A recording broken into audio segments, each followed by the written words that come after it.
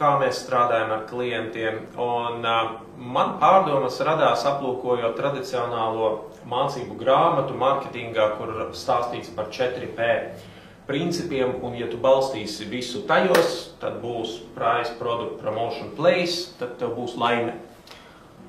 Mūsdienu pasaulē nāk ar baigi dažādiem un trakiem izaicinājumiem.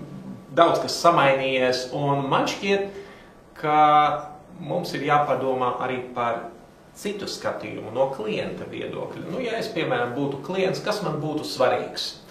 Un es pats sevi novēroju, kas pamudināja veikt vienu vai otru pirkumu, un es redzēju simtiem dažādu pierādījumu, ka tas strādā. Un šeit parādās 4 jauni principi no klienta viedokļa, kas tad man kā pircējam ir svarīgi. Un pamēģināsim padomāt par to. Varbūt mēs kā pārdevēji arī varam izmantot šos te principus un veidot savu piedāvājumu atšķirīgi, savādāk nekā 4P līdz šim mums ir mācījis. Pirmais. Man kā klientam, pircējam, ir šausmīgi būtiski, lai veidotos attaisnojums manam pirkumam. Vienalga, kas tas ir. Zobu birste, kas balina, vai automašīna jauna, vai lēmums nepirkt sievai kažoku, man vienmēr ir jābūt attaisnojumam. Ja pārdevējs palīdz man ieraudzīt šādu attaisnojumu, es vēlos ar viņu draudzēties un pirkt no viņa. Pilnīgi pretēji lūk šim te attaisnojumam, kas, es teikšu, tā ir reliģisks, netverams. Viņu bieži vien, tas tā kā mīlēt dzimteni vai ir kaut kas cits. Diametrāli pretējs būtu fakti. Es viņus angliski sauktu par priekšrocībām, advantages.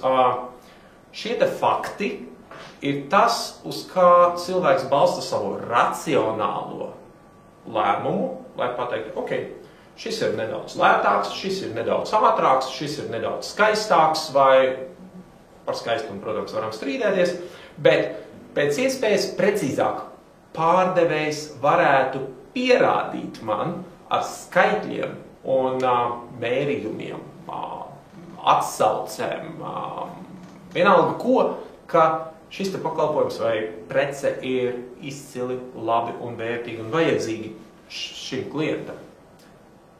Ir vēl 2 dimensijas, kas, manuprāt, nepelnīti aizmirstas mācību grāmatās, un viena no tām ir cilvēka pircēja, ja es tagad esmu atkal pircējs, šī te pircēja nepieciešamība un spēja kontrolēt pašu procesu, pirkšanas procesu un informācijas ievākšanas procesu.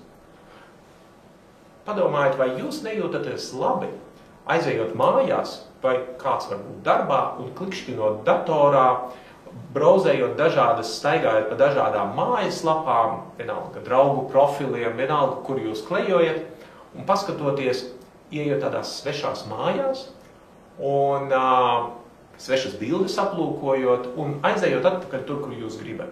Jūs jūtaties tik jauki un brīvi klaiņojot pa internetu, jo jūs kontrolējat procesu. Jūs esat saimnieks izvēlei. Jūs jūtaties labāk aiziet uz pašapkalpošanās veikalu, nekā apstājoties priekšā aptiekas dāmai, kura jums paskatās un stāv aiz precēm un aizsargā savas preces un saka, ko tu gribi. Jūs brīvi izvēloties, ko darīt un kā darīt, vieglāk varētu nonākt līdz pirkumam.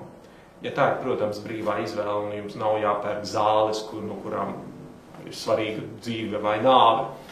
Un tad šai te brīvībai un absolūtai kontrolei un paredzamībai ir pilnīgi pretējais, kas tikpat būtisks, un tas ir 4. princips, manuprāt, ir cilvēkam nepieciešamā piedzīvojumu garša. Es viņu saucu par adventure, un tie visi 4 principi, kas ir alibi, admins, kontrolēja, advantages un adventure, veidot tādu jaunu domu 4A. Bet tas piedzīvojums ir tas, kura dēļ mēs parakstamies, kāpēc mums ir jāiet uz kādu restorānu. Tas ir piedzīvojums pirmo reizi izbraukt ar jaunu mašīnu. Tas ir piedzīvojums vienalga atceraties jebkuru savu pirkumu. Ja tur ir jaukais piedzīvojuma elements, mēs gatavi lekt un skriet un tērēt savu naudu. Vai jūs gadījumā nevarējāt padzīvot saulē šeit pat kaut kur pie upes vai ezera? Nē, mēs brauksim uz ārzemēm, mums tur labāk gulēt saulē. Tas ir piedzīvojums.